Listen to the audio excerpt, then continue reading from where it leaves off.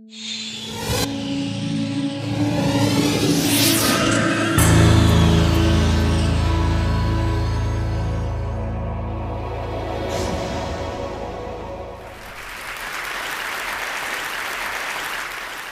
have been teaching for a long time, and in doing so have acquired a body of knowledge about kids and learning that I really wish more people would understand about the potential of students.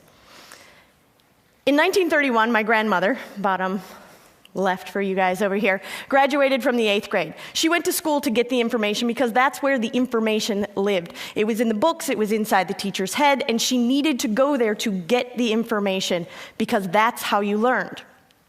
Fast forward a generation, this is the one-room schoolhouse, Oak Grove, where my father went to a one-room schoolhouse, and he again had to travel to the school to get the information from the teacher, stored in the only portable memory he has, which is inside his own head, and take it with him, because that is how information was being transported from teacher to student and then used in the world. When I was a kid, we had a set of encyclopedias at my house. It was purchased the year I was born, and it was extraordinary because I did not have to wait to go to the library to get to the information. The information was inside my house, and it was awesome. This was different than either generation had experienced before, and it changed the way I interacted with information, even at just a small level, but the information was closer to me. I could get access to it. In the time that passes between when I was a kid in high school and when I started teaching, we really see the advent of the internet.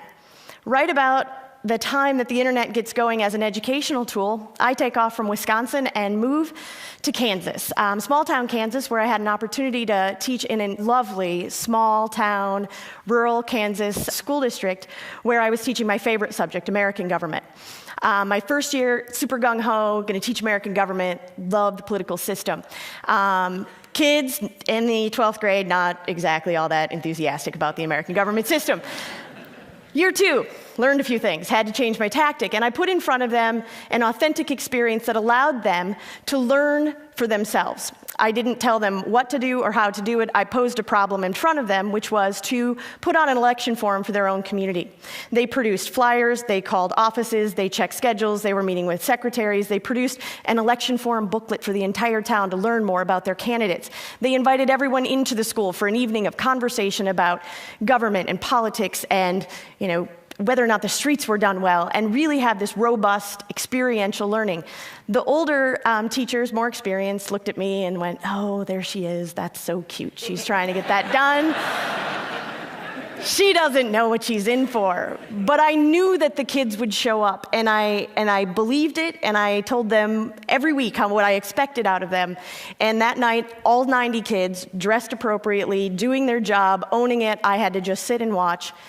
It was theirs. It was experiential. It was authentic. It meant something to them, and they will step up.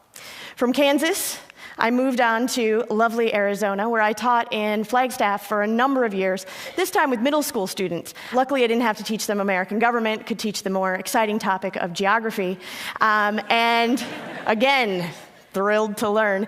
But what was interesting about this position I found myself in Arizona was I had this really extraordinarily eclectic group of kids to work with in a truly public school. And we got to have these moments where we would get these opportunities. And one opportunity was we got to go and meet Paul Rusesabagina, which is the gentleman that the movie Hotel Rwanda is based after.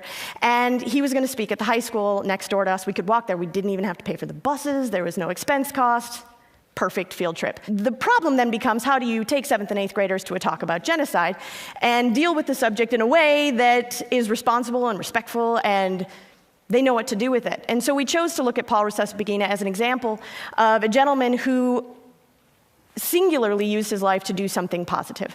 I then challenged the kids to identify someone in their own life or in their own story or in their own world that they could identify that had done a similar thing. I asked them to produce a little movie about it. It's the first time we'd done this. Nobody really knew how to make these little movies on the computer, but they were into it. And I asked them to put their own voice over it.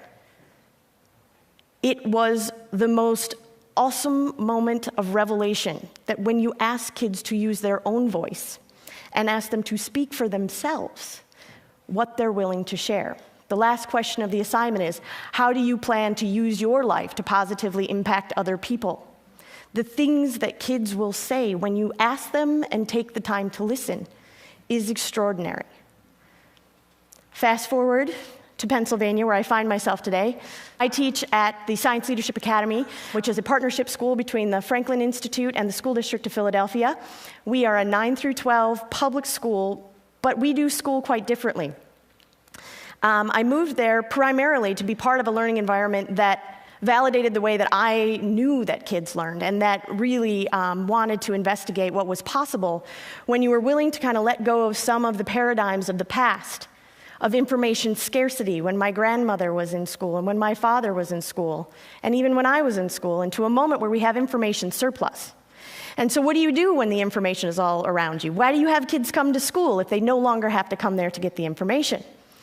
In Pennsylvania, we have, in Philadelphia, we have a one-to-one laptop program, so the kids are bringing in laptops with them every day, taking them home, getting access to information. And here's the thing that you need to get comfortable with when you've given the tool to acquire information to students, is that you have to be comfortable with this idea of allowing kids to fail as part of the learning process. We deal right now in the educational landscape with just an infatuation with the culture of one right answer that can be properly bubbled on the average multiple choice test, and I am here to share with you, it is not learning.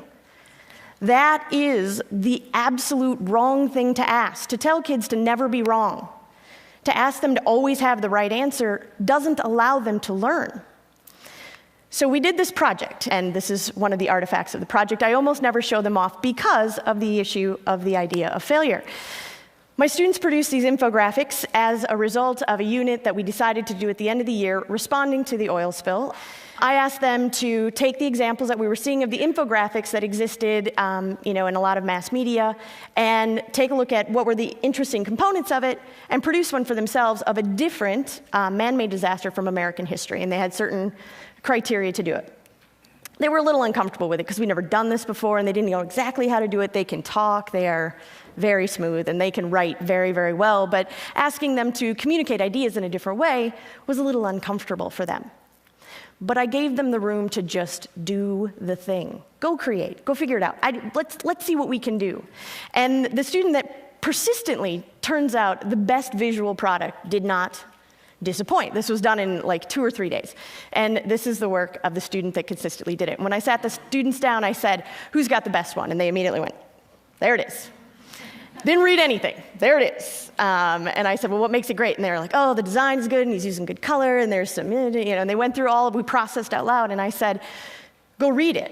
And they're like, oh, that one wasn't so awesome. And then we went to another one. He didn't have good visuals, but had great information, and spent an hour talking about the learning process, because it wasn't about whether or not it was perfect or whether or not it was what I could create. It asked them to create for themselves.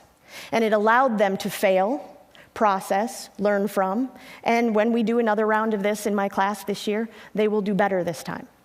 Because learning has to include an amount of failure, because failure is instructional in the process.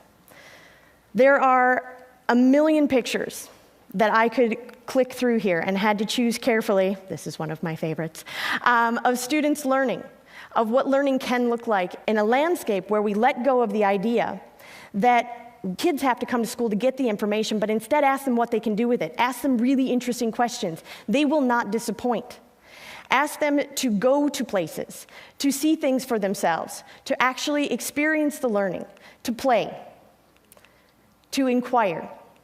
This is one of my favorite photos because this was taken on Tuesday when I asked the students to go to the polls. This is Robbie, and this was his first day of voting, and he wanted to share that with everybody and do that. But this is learning too, because we asked them to go out into real spaces. The main point is that if we continue to look at education as if it's about coming to school to get the information and not about experiential learning, empowering student voice, and embracing failure, we're missing the mark. And everything that everybody is talking about today isn't possible if we keep having an educational system that does not value these qualities, because we won't get there with a standardized test, and we won't get there with a culture of one right answer. We know how to do this better, and it's time to do better.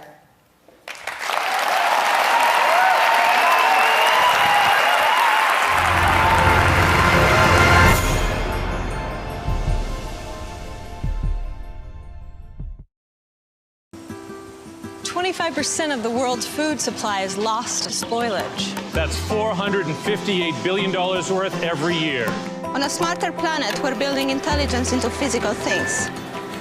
So we can know how far our foods travel.